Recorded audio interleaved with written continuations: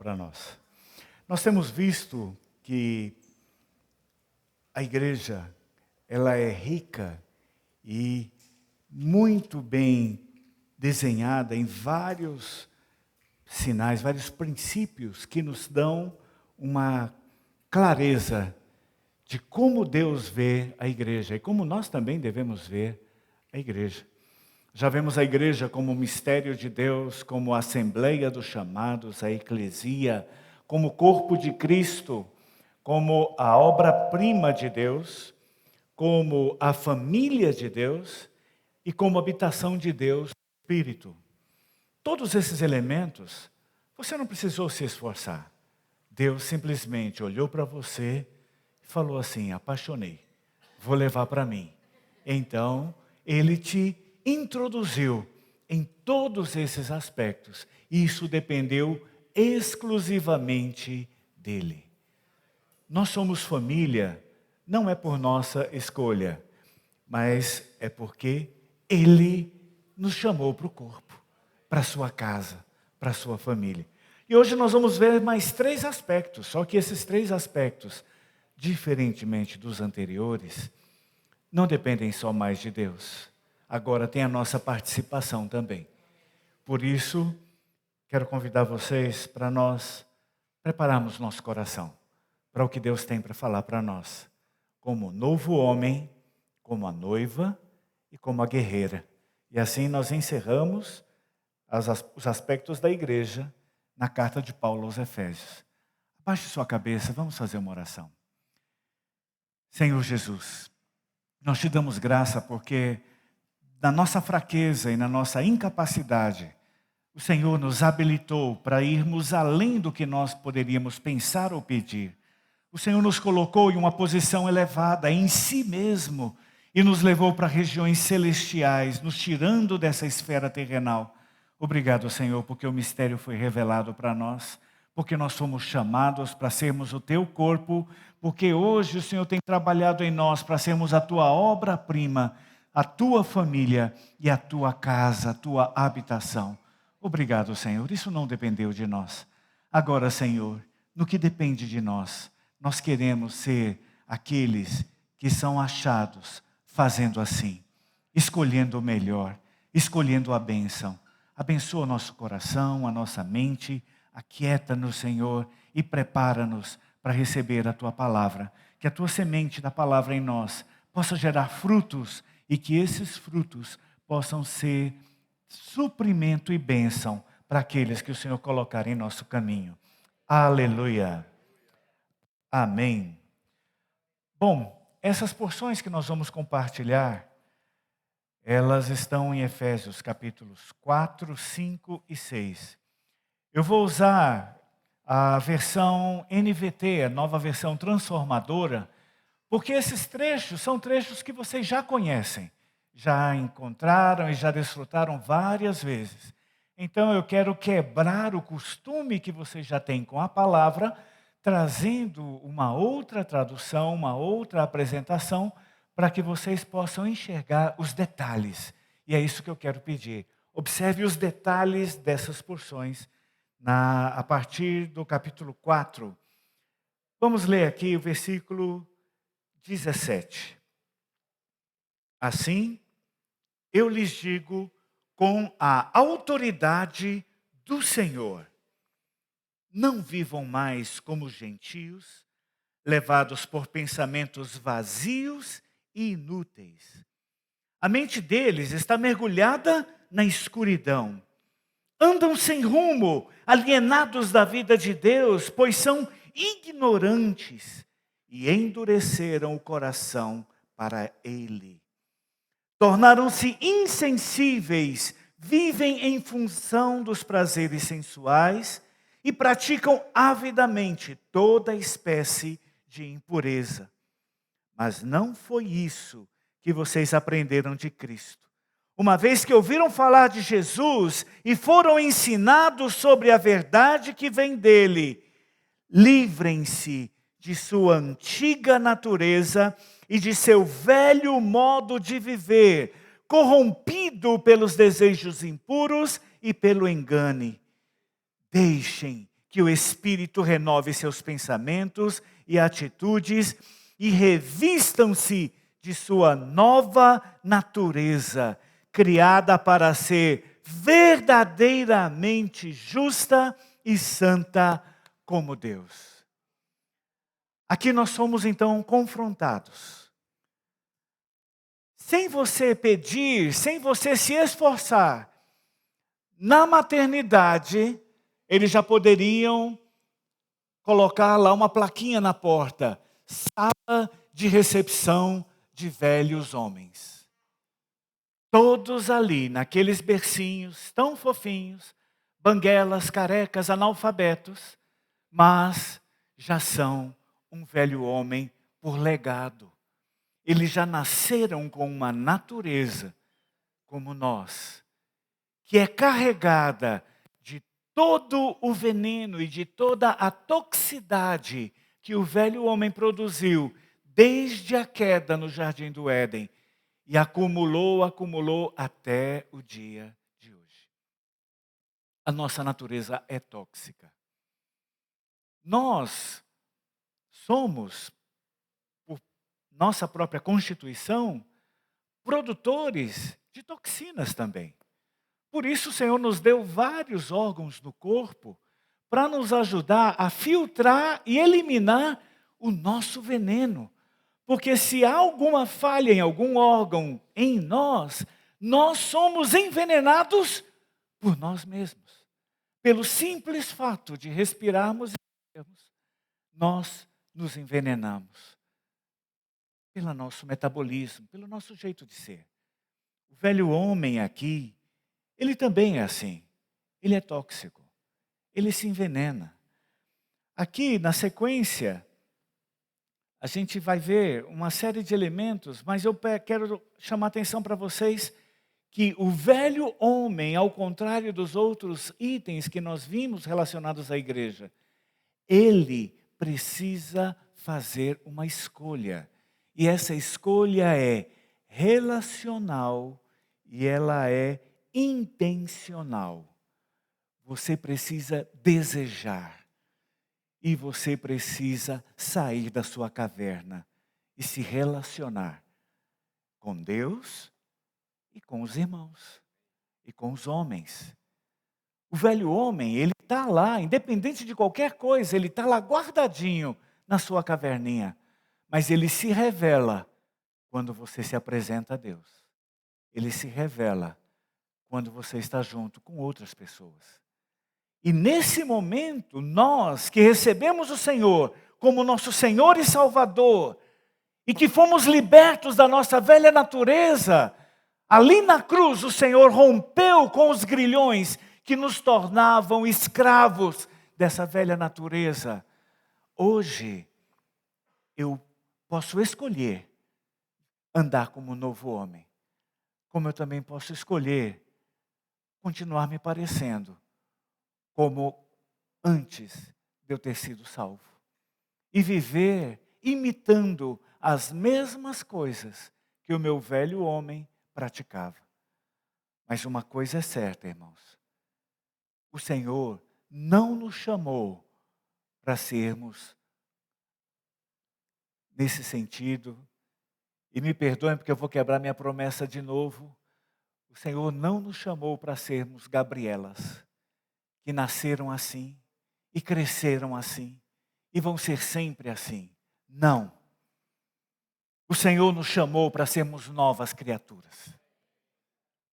O nosso velho homem é que quer que nós pensemos com suas falácias e mentiras, que para nós não tem jeito, que os outros vão ter que nos engolir do jeito que nós somos.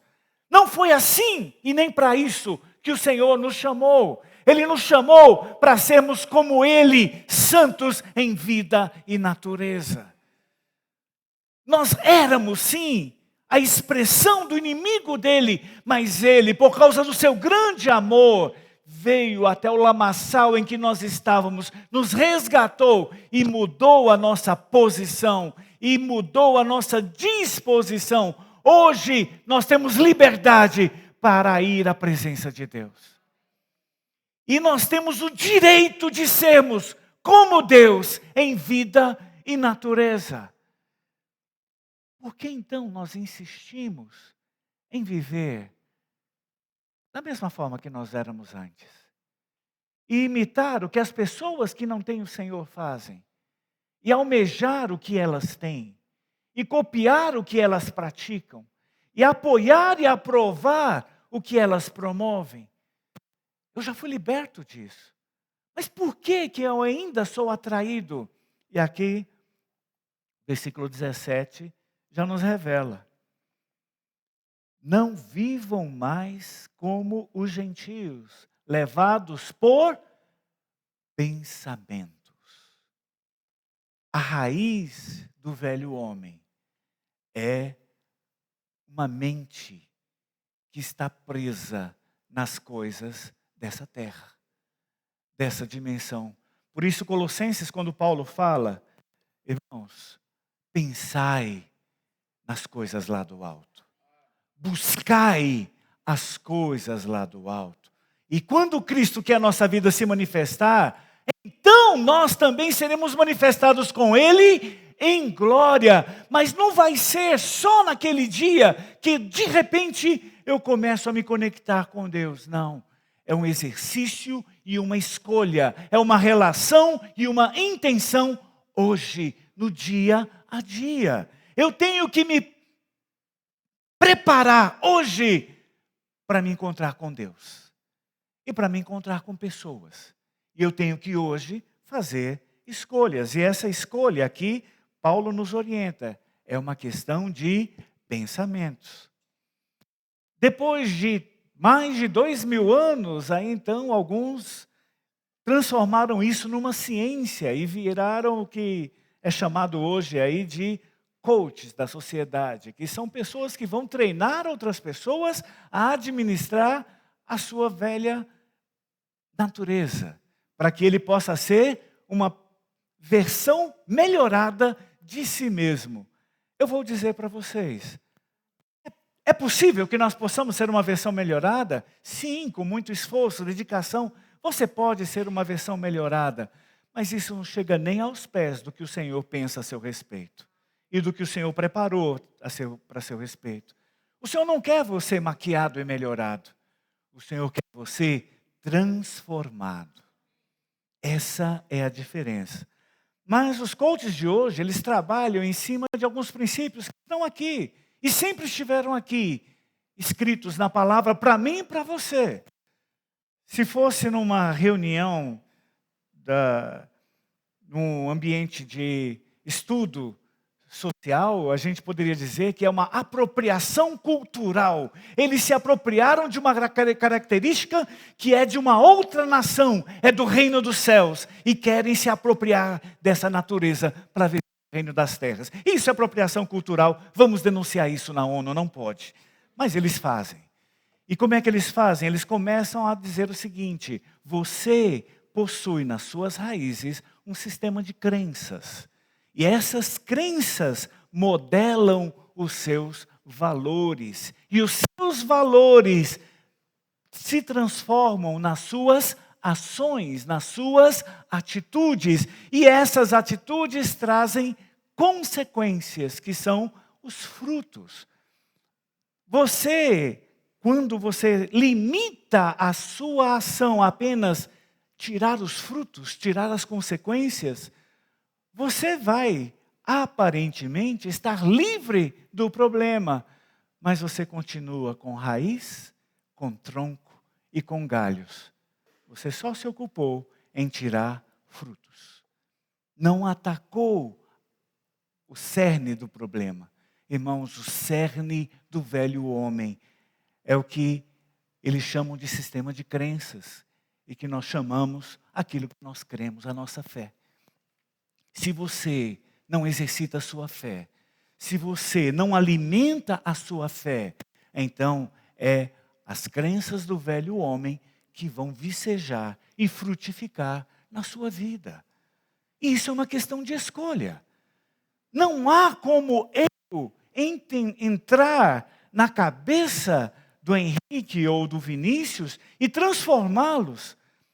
As esposas se esmeram todo o período do casamento para tentar transformar os maridos. Eu vou dizer para vocês, irmãs, desistam. Quer mesmo transformar seu marido? Invista na fé dele. Invista no sistema de crenças dele. Encoraje ele a pegar a palavra e ter um encontro diário com Deus. Encoraje ele a ler e ouvir mensagens que nos levam a desfrutar do que Deus é e do que Deus fez, que apontem para Cristo. Encorajem ele a cantar. Pode ser desafinado, mas não se preocupe, tem um sistema de tradução simultâneo. Para nós aqui está desafinado. O Senhor já chegou lá, já renderizou, já masterizou, já colocou um fundo musical. Quando chega lá, o Senhor ouve voz de anjos cantando. A questão, irmãos, é nós ocuparmos os nossos pensamentos. Diz a sabedoria popular que cabeça vazia é oficina do diabo. Irmãos, tudo isso foi tirado da Bíblia mesmo, então é verdade. É isso aí. Se você não ocupa a sua cabeça, os seus pensamentos, o velho homem vai vicejar e vai dar frutos.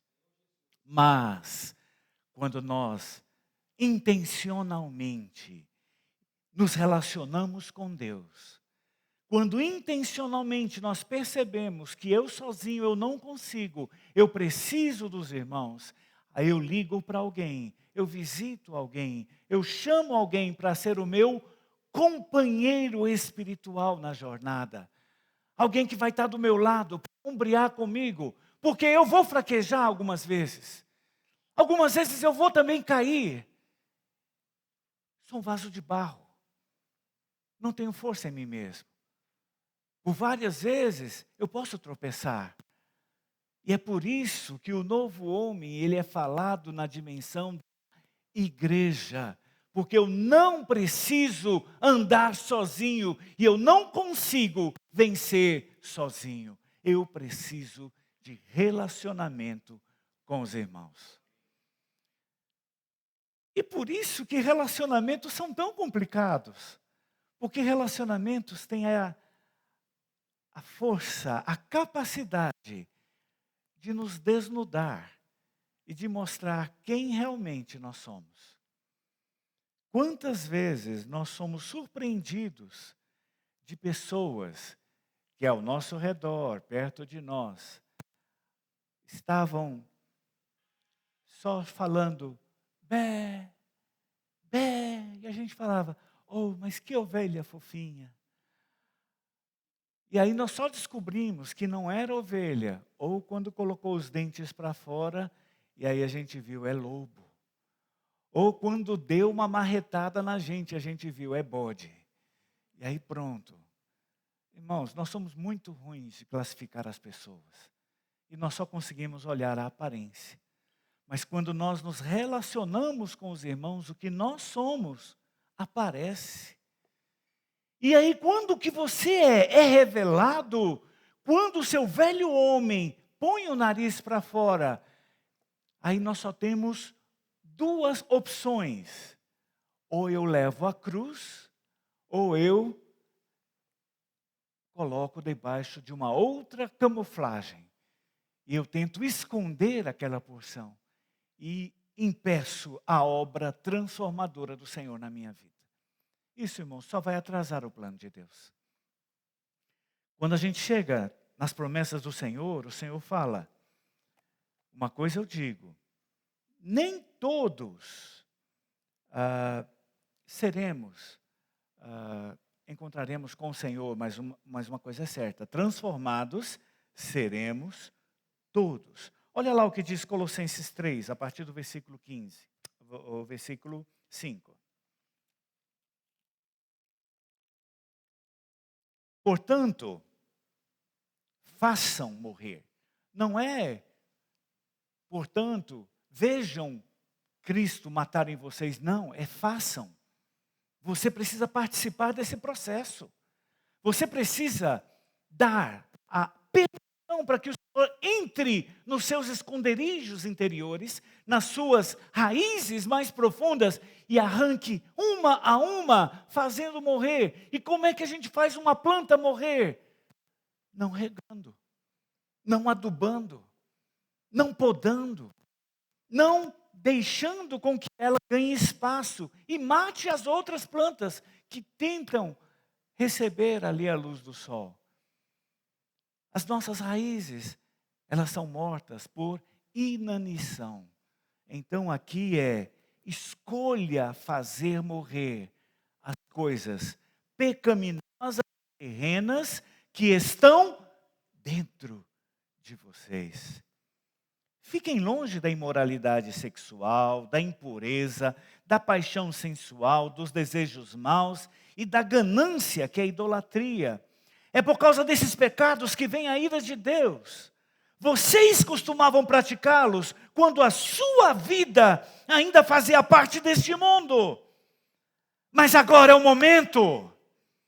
Agora é o momento de se livrarem da ira, da raiva, da maldade, da maledicência e da linguagem obscena. Não mintam uns aos outros, pois vocês se despiram da sua antiga natureza e de todas as suas práticas perversas. Revistam-se da nova natureza e sejam renovados à medida que aprendem a conhecer seu Criador e se tornam semelhantes a Ele. À medida. Hoje um pouquinho, amanhã mais um pouquinho, depois de amanhã mais um pouquinho. É passo a passo. A nossa velha natureza não vai morrer num dia só. E a nova natureza não vai crescer igual cogumelo, que um dia não existe e no outro dia já está lá. Um grande shiitake para você colher. Não. O Senhor, Ele quer um crescimento passo a passo, dia a dia. À medida em que aprendem a conhecer o seu Criador. Nessa nova vida, não importa se você é judeu ou gentil, se é circuncidado ou incircuncidado, se é inculto ou incivilizado, se é escravo ou livre, Cristo é tudo o que importa e Ele vive em todos. Repete comigo, Cristo é tudo o que importa. Cristo é tudo o que importa. E Ele vive em todos. E Ele vive em mim. Olha só o que diz o versículo 12. Visto que Deus os escolheu para ser seu povo santo e amado, revistam-se.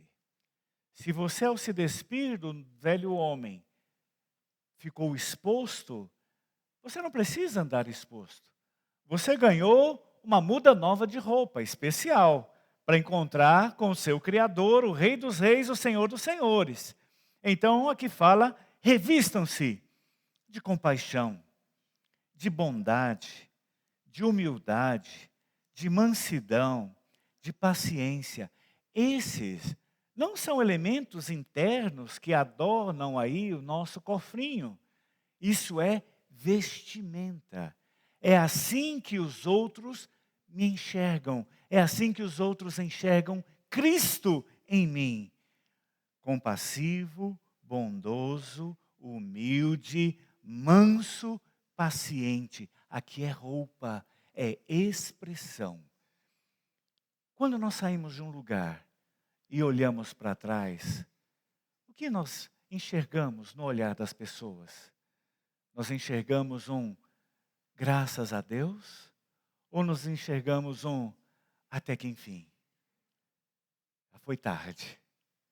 Que sujeito mais inconveniente. Que sujeito mais insuportável. Arrogante. Que pessoa desagradável. Eu só tolero porque é meu chefe. Porque se não fosse, se eu pudesse demiti-lo, eu já tinha demitido, porque eu não aguento essa pessoa.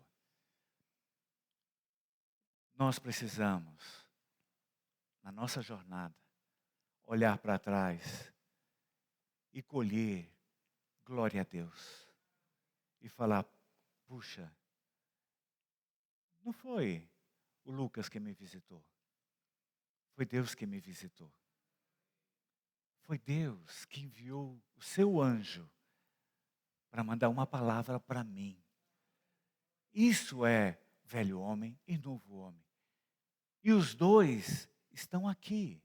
Qual é o que vai aparecer? Depende do que eu estou vestido. Eu posso me revestir da minha velha capacidade e dos meus velhos hábitos que eu recebi com respeito à minha mãe, mas eu recebi de legado. Eu não conquistei, eu não produzi, já nasceu com esse programa instalado no HD. Então, não tem jeito. Eu preciso de um antivírus. E eu preciso de um outro sistema operacional. Mas não adianta eu instalar um outro sistema operacional se eu ainda fico usando meu velho sistema. E ainda boto o meu velho 286 para rodar ali o meu Lotus 123. Irmãos, nós temos necessidade de perceber que nós somos pessoas bipolares por opção. Eu posso ser velho homem e novo homem e vai depender de em quem eu estou ligado. Eu encorajo vocês, escolham o novo homem. Escolham a bênção. Olha só. Arrependimento, quando nós vemos o Senhor falando do reino dos céus, Ele sempre fala, arrependei-vos, porque o reino está próximo. Esse arrependimento no grego é metanoia, que é uma demolição da nossa velha estrutura para construir sobre uma nova base de pensamento. Meu pensamento precisa mudar. E para ocupar meu pensamento, irmãos, eu preciso de investimento e decisão. Eu posso me levantar e ir preparar o café, escovar os dentes, trocar de roupa, tomar um banho e ir para o trabalho. Ou eu posso me levantar e agradecer ao Senhor. Obrigado, Senhor. Muitos não verão a luz desse dia, mas o Senhor teve misericórdia de mim e me deu mais uma oportunidade. É porque hoje o Senhor tem pensamentos mais elevados a meu respeito. O Senhor tem um propósito maior a meu respeito. E eu quero estar preparado para perceber quais são os teus pensamentos para comigo hoje, Senhor. Eu não consigo nem pensar e nem saber o que vai acontecer nesse dia, mas eu sei que aquele que está sentado no trono já escreveu esse dia todinho no seu livro. Todos os meus atos já estão ali descritos. Eu só te peço, Senhor, anda comigo esse dia e alimenta o meu novo homem. Porque eu não quero ser visto hoje. Hoje eu quero ser invisível, mas eu quero que Cristo seja visto em mim. Que Ele possa ser visto na minha existência. Por que nós, às vezes, temos dificuldade? 2 Coríntios 4:4 fala que o Deus desse século cegou a mente dos que não creem, dos que não têm fé, dos que não mudaram seu sistema de crenças. A sua base de fé não foi mudada e por isso o Deus desse século, ele ainda opera nos 286 que estão rodando por aí. Ele tem acesso a esse sistema operacional. Agora, quando eu desconecto desse sistema e eu me conecto na nuvem e deixo que todos os meus dados corram lá na nuvem, uau! Amados, somos outra pessoa. Somos uma outra pessoa andando nessa terra, porque aí já não sou mais eu, é Cristo vive em mim. E aí é que a gente entende quando a gente canta dizendo, andando na terra com os olhos nos céus, é porque nós estamos conectados nos lugares celestiais. Nossos pés estão aqui. E as pessoas estão nos vendo aqui fisicamente. Mas quando tocam em nós, todos os dados e todo o sistema operacional e os antivírus e tudo que tem lá, da mainframe celestial vem e nos cerca e nos protege, e impacta as pessoas. Quando o vírus vem nos atacar, a gente escolhe estar oculto em Cristo. E aí, somos afetados. Não falta hacker nesse mundo.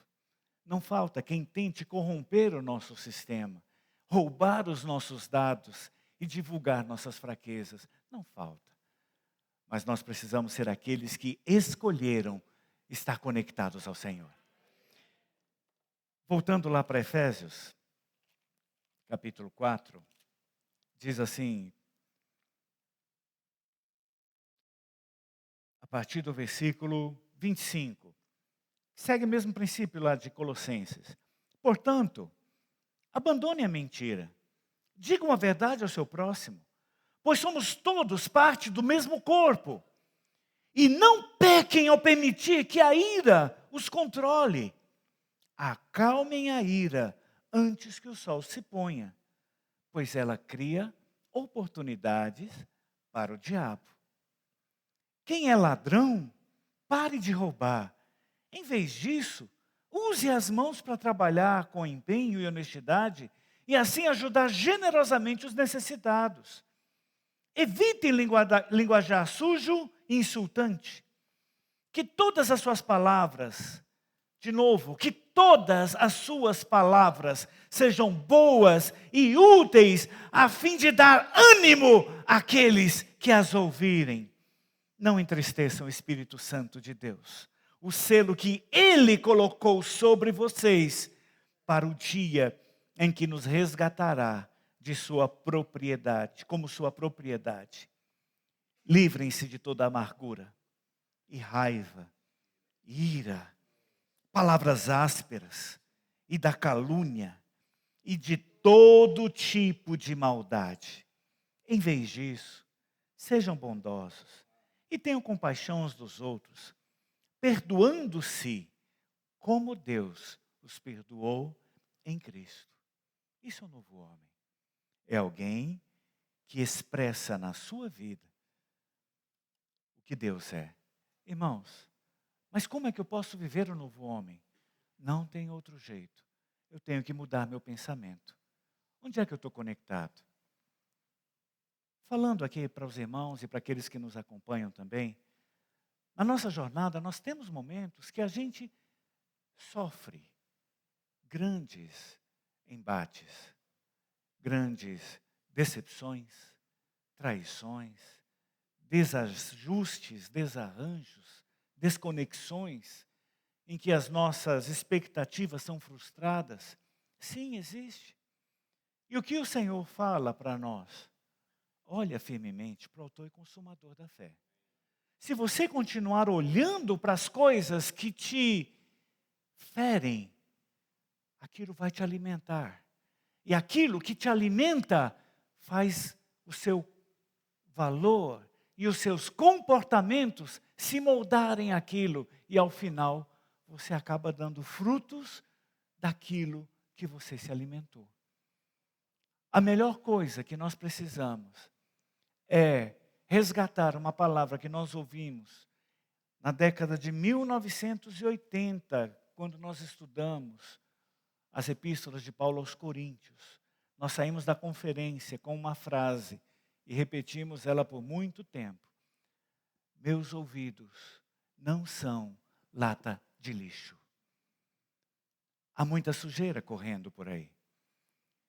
Antigamente, numa família, quando você, isso falando como quem cuidou de jovens e adolescentes por vários anos, quando você tinha um jovem, um adolescente na sua casa, era tranquilo, mais tranquilo pelo menos, cuidar. Porque quando ele recebia uma carta, ela entrava na caixa da família, junto com as contas. E todo mundo sabia que ele recebeu uma carta. Quando ele recebia o telefone, ele gritava bem alto, com um barulho estridente que todo mundo ouvia, e o telefone ficava na sala, no meio ou no corredor, onde todo mundo passa. E de forma estratégica, para que todos na casa e na vizinhança possam saber que você recebeu uma ligação. E depois perguntar, quem te ligou? Ou pelo assunto que nós entendemos, fala assim, eu já tenho metade da conversa, eu quero saber o que o outro falou no seu ouvido. Porque o que você falou, todo mundo ouviu e já sabe. Era assim a nossa área de proteção. Hoje, irmãos, cuidar de crianças, adolescentes e jovens é um desafio. Porque os e-mails e as ligações e as mensagens não têm mais o filtro da família, nem dos pais. Dependem exclusivamente do filtro da própria criança. E não está limitado no horário. É de manhã, de tarde, de noite, de madrugada. É acessível de qualquer lugar. E qualquer um se faz passar por um anjo ou por uma pessoa querendo ajudar, mas ao final são caminhos de morte. Por isso, a nossa escolha hoje deve ser: meu ouvido não é lata de lixo. Eu preciso escolher aonde eu vou aplicar meu pensamento. Aí chega alguém, você ouviu a última? A primeira pessoa que foi instigada com esse desafio, tomou do fruto do conhecimento do bem e do mal, deu para o marido e lascou toda a humanidade, até hoje. Quando chegaram para ela e falaram, você quer saber tudo o que está acontecendo? Você quer saber dos bens e dos maus que estão acontecendo por aí? Toma desse fruto e você será conhecedor de tudo. Você vai ficar conectado no Notícias Populares. E tudo que for de notícia ruim e boa, você vai ter acesso. Irmãos, a gente não entra nisso para poder ouvir notícia boa. Só chega e fica a notícia ruim. E o pensamento vai sendo ocupado de coisa ruim. Por isso, a melhor coisa que nós fazemos nesse processo é virar a página. Por isso, quanto ao trato das coisas passadas, esquecendo-me das coisas que para trás ficam e avançando para as que diante de mim estão, prossigo para o alvo, para o prêmio da soberana vocação de Deus em Cristo Jesus. Fala com quem está do seu lado, prossegue para o alvo. Esquece das coisas que para trás ficaram. Esquece das coisas que te machucaram. Olha firmemente para o autor e consumador da fé. Vamos ocupar nosso pensamento com o que nos pode dar esperança. Lamentações 3 fala, quero trazer à memória aquilo que me dá esperança, não aquilo que me rouba a alegria e a energia e faz com que eu dê frutos amargos, que me magoam, me ferem e ferem aqueles que estão perto de mim. Eu preciso ser bênção nessa terra. Foi o que Deus prometeu para Abraão. E é o que Ele quer desafiar você hoje. Faça uma escolha de não se alimentar das coisas tóxicas que as redes trazem, que o mundo traz, que passam perto de você. Escolhe, pois, a vida. Escolha, pois, viver. Louvado seja o Senhor. Além da igreja como velho homem e novo homem, nós temos também mais dois aspectos, que também tratam de relacionamento. O primeiro é o que nós vemos em Efésios 5, a partir do versículo 22. Fala, esposa, sujeite-se cada um ao seu marido como ao Senhor. Pois o marido é o cabeça da esposa, como Cristo é o cabeça da igreja. Ele é o salvador de seu corpo, a igreja.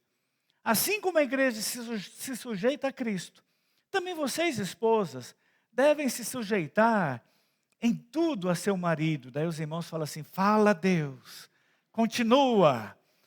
Então eu vou continuar. Maridos, ame cada um a sua esposa. Se parasse aqui, você fala assim, tá de boa. Só que o sarrafo é mais em cima. É como Cristo amou a igreja.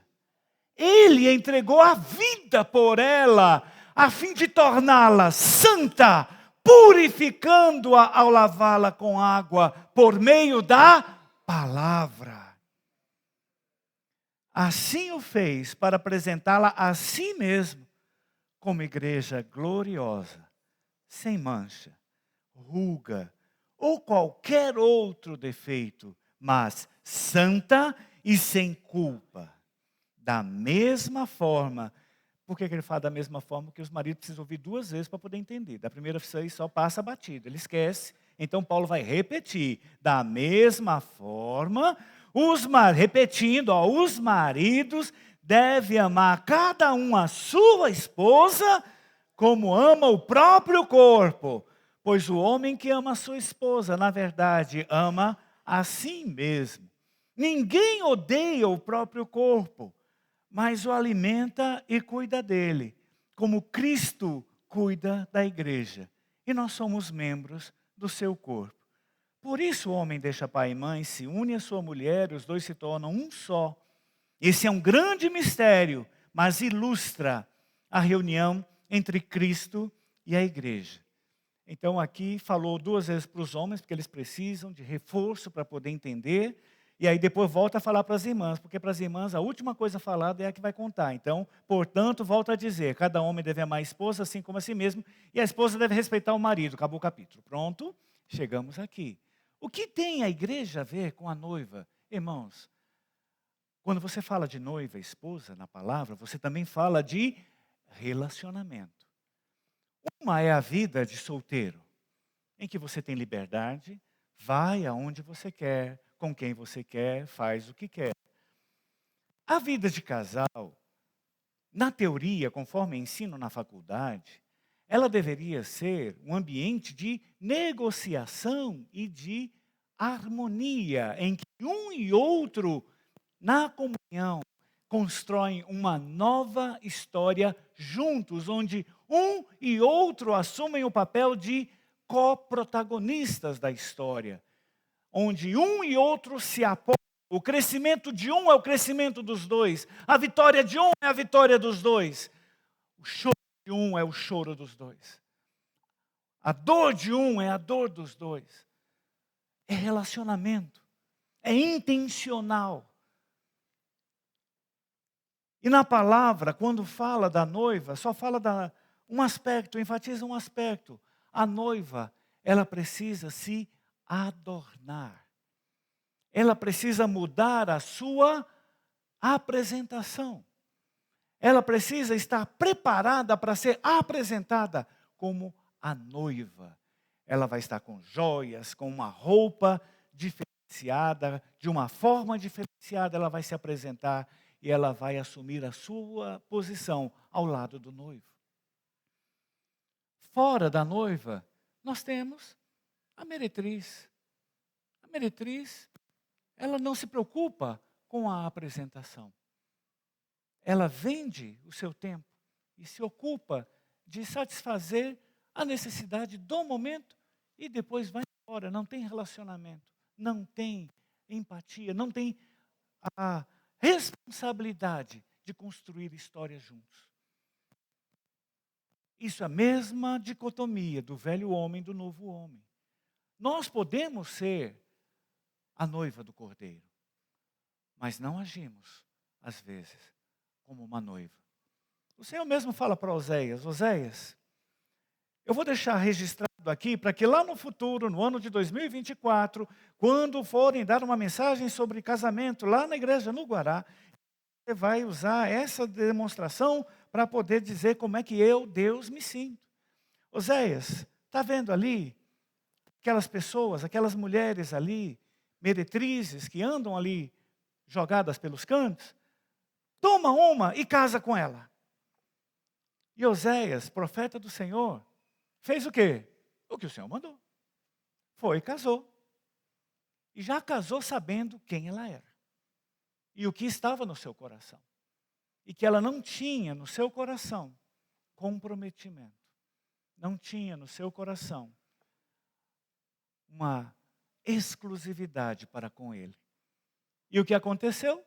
Ela saiu para satisfazer as suas necessidades com outras pessoas, que não o seu noivo. E o Senhor falou para Oséias, Oséias, é assim que eu me sinto. Eu chamei um povo para ser meu povo, para ser a minha noiva, e para se adornar para mim. Mas esse povo sai atrás de outras coisas e de outros atrativos que não sou eu não sou o suficiente para minha noiva. Ela não enxerga em mim tudo o que ela precisa. E ela busca satisfazer as necessidades que ela acha que tem em outros ambientes.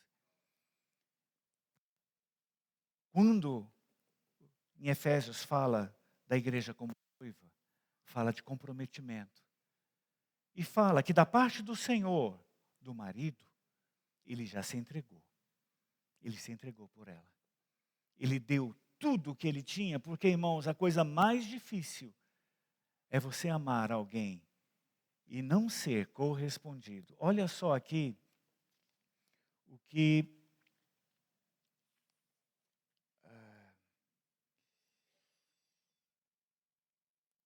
Jeremias 2, vamos lá para Jeremias 2, olha só o que o Senhor fala, e sintam a dor do Senhor nessa porção.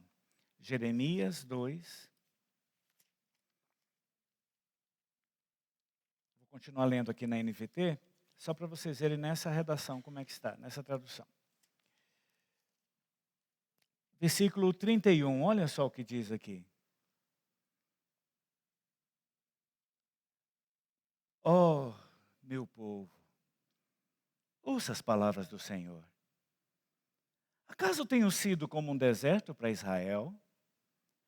Tenho sido como uma terra de profunda escuridão? Por que então meu povo diz, finalmente nos livramos de Deus, não precisamos mais dele? Acaso uma jovem se esquece das suas joias? Ou a noiva esconde seu vestido? Contudo, por anos a fio, meu povo se esqueceu de mim. Esquecer é pensamento, é mente, é atividade. E não é porque ela tinha Alzheimer, não. É porque ela optou não incluir Deus na sua dieta diária. Guardou as joias e tirou o vestido. Ou seja, perdeu toda a sua expressão de ser reconhecida como noiva. Irmãos, a igreja, ela alcançou o honroso lugar de ser a noiva de Cristo. Rei dos reis, Senhor dos senhores, Criador dos céus e da terra. Aquele que nos amou e se entregou por nós, ela tem ocupado por direito um lugar que foi reservado para ela, foi reservado para você. Mas se nós ocupamos os nossos pensamentos com algo que não é Cristo, nós estamos tirando as joias, nós estamos nos despindo do vestido nupcial e vestindo qualquer trapo.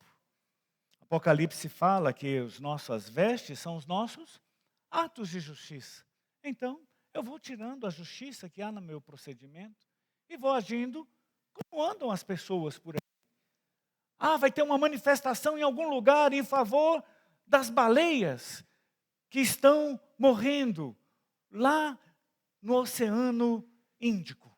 Temos que salvar as baleias do Índico. Então vamos criar um movimento pelas baleias. E ao nosso redor, pessoas morrendo, porque não conheceram o Senhor. E o vaso de barro andando com o tesouro escondido o tempo todo, não conseguiu ser quebrado para revelar o tesouro que estava em seu coração. Irmãos, é ou não é para nós contraditório você chegar num casamento e não saber quem é a noiva ali? Não estou conseguindo. A noiva ela tem que estar em destaque. Ela tem que estar adornada para poder, de longe, o noivo você pode até confundir, mas a noiva, irmã, ela tem que ser inconfundível no casamento. Ela tem que estar ali, atraindo a atenção de todos e desejando para o seu marido muitos votos de prosperidade, porque, uau, como ele é abençoado por ter uma esposa como ela. Irmãos, é assim que o Senhor quer se sentir com você e comigo. Ele quer dizer, que boa escolha eu fiz. Nós somos a noiva do Cordeiro. Só que é uma noiva, nós vimos essa semana no devocional, que é uma noiva que ela tem o vestidinho dela, tem as roupas dela toda paramentada, mas ela também, quando necessário, ela está de bota. E espada, e escudo, e capacete, e calçados dos pés. Cadê Efésios capítulo 6? Vamos lá voltar para terminar essa porção. Efésios capítulo 6. A partir do versículo 10, fala assim, uma palavra final, para acabar a mensagem. Sejam fortes no Senhor e em seu grande poder. Irmãos, sejam fortes no Senhor e em seu grande poder. Vistam toda a armadura de Deus, para que possam permanecer firmes contra as estratégias do diabo. Porque nós não lutamos com inimigos de carne e sangue. Não perca a sua meta. Nós não lutamos contra inimigos de carne e sangue. Nossa batalha não é nessa esfera física. E não são homens nossos inimigos. Nossa batalha é contra governantes e autoridades do mundo invisível, contra grandes poderes nesse mundo de trevas e contra espíritos malignos nas regiões celestiais. É lá que é a nossa batalha. Por que eu não preciso ficar sabendo das coisas que aconteceram comigo, que me feriram? Por que eu não preciso ficar sabendo do que aconteceu e o que Deus vai fazer? E o que a pessoa fez quando Deus fez? E o que Deus fez quando a pessoa fez o que Ele fez? Eu não preciso saber disso, porque não é nessa esfera que é a minha batalha. Minha batalha é nos lugares celestiais. É do lado de Cristo que eu vou batalhar. É nas regiões celestes que eu vou militar. É ali que ocorre a verdadeira batalha espiritual. Não é aqui. Eu não preciso das informações daqui. O meu general já tem todas as informações. O meu general já tem todas as informações necessárias para a melhor estratégia de ataque e a melhor posição de defesa. Eu não preciso me preocupar. Ele não precisa do meu conselho. Ele precisa que eu esteja nas regiões celestiais. Porque se eu estiver preso aqui, neste plano, nessa terra, e não estiver pensando nas coisas lá do alto, buscando as coisas lá do alto, a guerra que acontece lá no alto, não vai contar comigo. Não vai contar com a minha ação vinculada ao general para vencer a guerra lá no alto. É lá que nós precisamos estar. É lá que a batalha ocorre. Portanto, vistam a armadura de Deus para que possam resistir ao inimigo no tempo do mal. Então, depois da batalha, aqui não está dizendo, né, depois de vencer, não. A outra versão fala depois de ter vencido tudo, né? Aqui já fala assim, não, irmãos, depois da batalha, porque aqui o que está em jogo não é se a gente vai vencer ou não. A vitória é certa. Porque o nosso general é Cristo. Ele é vencedor, saiu vencendo. E para vencer, sempre, ele não perde batalha. Mas a batalha é na região celestial. Então, quando a batalha passar, vocês continuarão de pé e assim, mantenham a sua posição. Coloca o cinto da verdade. Coloca a couraça da justiça. Como calçados, usem a paz das boas novas para que estejam inteiramente preparados. em todas as situações, levantem o escudo da fé, nossa base de crenças, levantem o escudo da fé para deter as flechas do fogo do maligno. Usem a salvação como capacete, empunhem a espada do Espírito, que é a palavra de Deus. Orem no Espírito em todos os momentos e ocasiões. Permaneçam atentos e sejam persistentes em suas orações por todo o povo santo. E orem também por mim. Peçam que Deus me conceda as palavras certas, para que eu possa explicar corajosamente o segredo revelado pelas boas novas. E eu ainda quero ler mais uma porção para que vocês tenham base na fé. Isaías 61. Em se tratando de uma batalha, olha como o Senhor te preparou. Vamos ficar de pé e vamos ler dos versículos de 1 até o versículo 4. Isso, de 1 a 4. Vamos ler todos juntos? Com um espírito forte. O Espírito do Senhor soberano está sobre mim, pois o Senhor me ungiu para levar boas novas aos pobres. Ele me enviou para consolar os de coração quebrantado e para proclamar que os cativos serão soltos e os prisioneiros libertos. Ele me enviou para dizer aos que choram que é chegado o tempo do favor do Senhor e o dia da ira de Deus contra os seus inimigos. A todos que choram em Sião, Ele dará uma bela coroa em vez de cinzas, uma alegre bênção em vez de lamento, louvores festivos em vez de desespero. Em sua justiça serão como grandes carvalhos, os que o Senhor plantou para a sua glória. Reconstruirão as antigas ruínas, restaurarão os lugares desde muito destruídos e renovarão as cidades devastadas a gerações e gerações. Louvado seja o Senhor. O Espírito do Senhor está sobre nós. O Espírito do Senhor está sobre nós. Escolha agora, intencional e relacionalmente, desfrutar do que é viver a igreja, junto com os irmãos. Falando e alimentando o novo homem, a noiva e a guerreira. E deixando cair por inanição o velho homem, a meretriz e o mercenário. Que o Senhor nos abençoe. Vamos ainda compartilhar 10 minutos em pequenos grupos, para que os irmãos possam completar essa mensagem.